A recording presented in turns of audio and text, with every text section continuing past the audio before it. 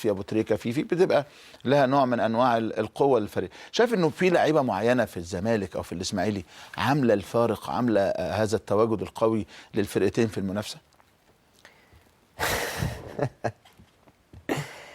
لا يعني طبعا هو نادي الزمالك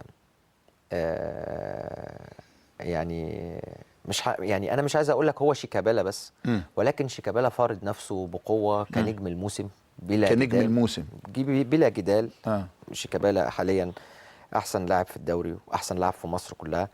عامل شكل مختلف لنادي الزمالك. انما في ناس كويسه ماشيه مع شيكابالا برضو وبتساعده.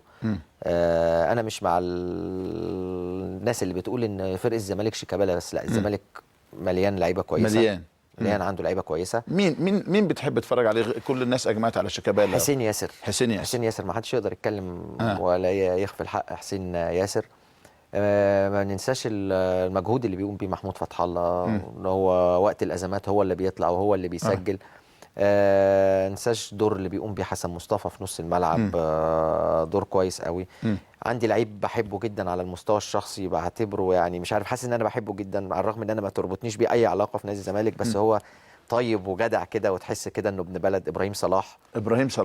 وحاسس ما تربطكش بيه اي علاقه خالص، ولكن هو نجم في نادي الزمالك. ابراهيم صلاح نجم من النجوم اللي هو يعني فعلا جات له فتره ما كانش موجود. والله يعني كنت بستغرب ابراهيم ان هو مش موجود ليه، ولكن ابراهيم نجم برضه.